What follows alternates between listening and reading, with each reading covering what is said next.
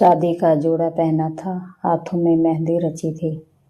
तभी एक मैसेज आया, तुम्हारी नौकरी खत्म। क्या कोई इतना गिर सकता है कि शादी के दिन ही किसी लड़की का करियर उजाड़ दे? पर समीर को नहीं पता था कि जिस वाणी को वो कमजोर समझ रहा है, वही कुछ घंटों बाद उसके घमंड को मिट्टी में मिला देगी।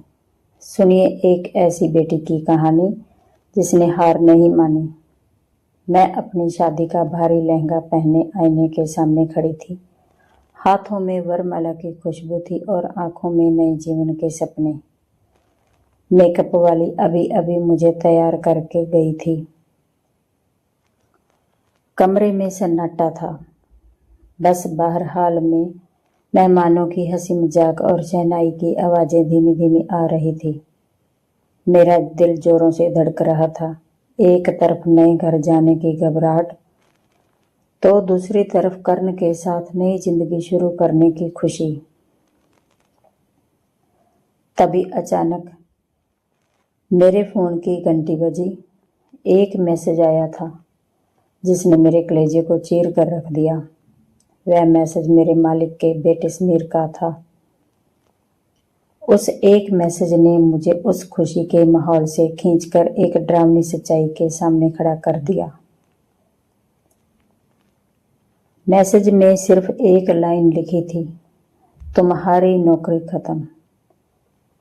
इसे मेरी तरफ से शादी का तोहफा समझो।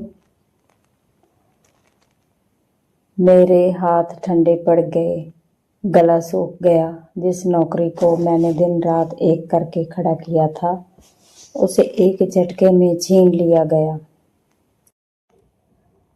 ये मैसेज समीर ने जानबूझकर शादी के दिन भेजा था, ताकि वह मुझे सबसे कमजोर पल में तोड़ सके, ताकि मैं अपनी शादी का आनंद न ले सकूं। मेरा नाम वाणी है।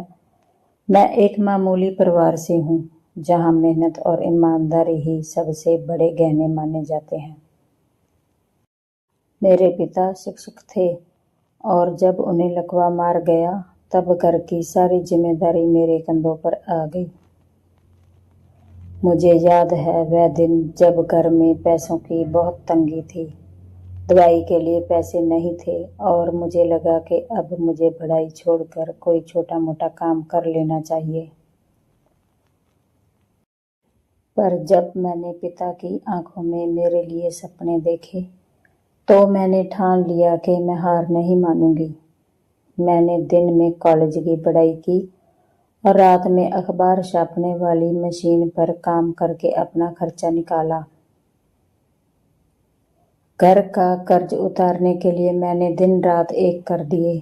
इसी मेहनत के दम पर मैं शहर की सबसे बड़ी मकान नक्शा बनाने वाली कंपनी में बड़ी मैनेजर बनी। यह मेरी कमाई का एकमात्र जरिया था। मालिक गोविंद सर मुझ पर बहुत भरोसा करते थे। उन्होंने कई बार कहा था, वाणी, तुम इस कंपनी की जान हो।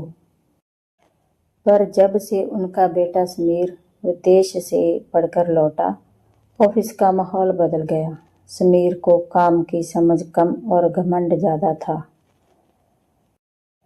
वह मेरे बनाए हुए साफ सुथरे हिसाब किताब से चिढ़ता था, क्योंकि उस सिस्टम में कोई भी हेरा फेरी या चोरी नहीं कर सकता था।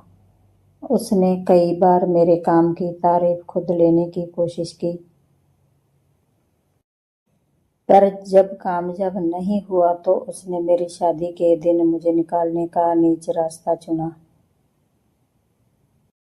समीर जानता था कि मैं एक साधारण परिवार की लड़की हूँ और नौकरी मेरे लिए कितनी जरूरी है। उसे लगा कि नौकरी जाने के डर से मैं हार मान लूंगी और अपनी शादी के दिन रोऊंगी। तभी कमरे का दरवाजा खुला और मेरे पति कर्ण अंदर आए। उन्होंने मेरा उतरा हुआ चेहरा देखा तो घबरा गए। वाणी, क्या हुआ? तुम इतनी डरी हुई क्यों हो? मेकअप खराब हो जाएगा। मैंने कांपते हाथों से वह मैसेज कर्ण को दिखाया। मुझे लगा कर्ण गुस्सा करेगा, या समीर को फोन करके बुरा भला कहेगा। पर उसने शांति से मेरा हाथ पकड़ा और कहा, वाणी, आज का दिन हमारा है, फोन बंद करो। समीर ने जो किया है उसका फल उसे जरूर मिलेगा, पर आज नहीं। आज हम खुशी मनाएंगे, बाकी सब मैं देख लूंगा। कर्ण की बातों ने मुझे हिम्मत दी। मैंने फोन किनारे रखा और शादी की रस्मों में लग गई। शादी के 3 घंटे बाद जब मेरी विदाई होने वाली थी, मेरे फोन पर मालिक गोविंद सर के 17 फोन आए थे। मैं समझ गई कि ऑफिस में कुछ बड़ा हुआ है। करण ने धीरे से मेरे कान में कहा, वाणी, अब खेल शुरू हुआ है। समीर ने जो कागजों में हेरा फेरी की थी उसमें बड़ी गड़बड़ पकड़ी गई है। सरकारी अफसरों ने ऑफिस पर छापा मार दिया है।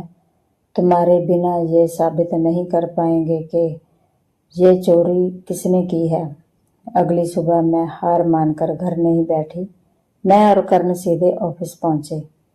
समीर का चेहरा पीला पड़ चुका था, पर वह अभी भी अकड़ में था। सरकारी अफसरों के सामने मैंने अपने कंप्यूटर का सारा हिसाब किताब रख दिया, जो साबित करता था कि समीर ने मेरे नाम का गलत इस्तेमाल करके कागजों में छेड़छाड़ की थी। मैंने साफ साफ शब्दों में कहा, सर, ये लड़ाई मेरी नौकरी की नहीं है। समीर ने बिल्डिंग बनाने में घटिया माल इस्तेमाल किया है और कागजों में झूठ बोला है। इससे हजारों लोगों की जान को खतरा हो सकता है। समीर का सारा घमंड मिट्टी में मिल गया। अफसरों ने उस पर भारी जुर्माना लगाया और उसे काम से हटा दिया। मालिक गोविंद सर ने मुझसे हाथ जोड़कर माफी मांगी और मुझे वापस आने को कहा, पर मैंने मुस्कुराकर मना कर दिया। मैंने उनसे कहा, सर, जहां इज्जत नहीं वहां वाणी नहीं। मैं अब अपनी खुद की कंपनी शुरू करूंगी, जहां काम ईमानदारी से होगा और कोई किसी के आगे नहीं झुकेगा। आज मेरा अपना ऑफिस है। समीर का वह तोहफा मेरे लिए एक नया दरवाजा खोल गया। मैंने साबित कर दिया कि एक औरत को शादी के दिन डराया जा सकता है, पर उसे हराया नहीं जा सकता। अपनी मेहनत पर भरोसा ही मेरी सबसे बड़ी ताकत है। दोस्तों, अगर आपको ये कहानी अच्छी लगी तो प्लीज़ कमेंट बॉक्स में ज़रूर बताना और वीडियो को लाइक और चैनल को सब्सक्राइब करना।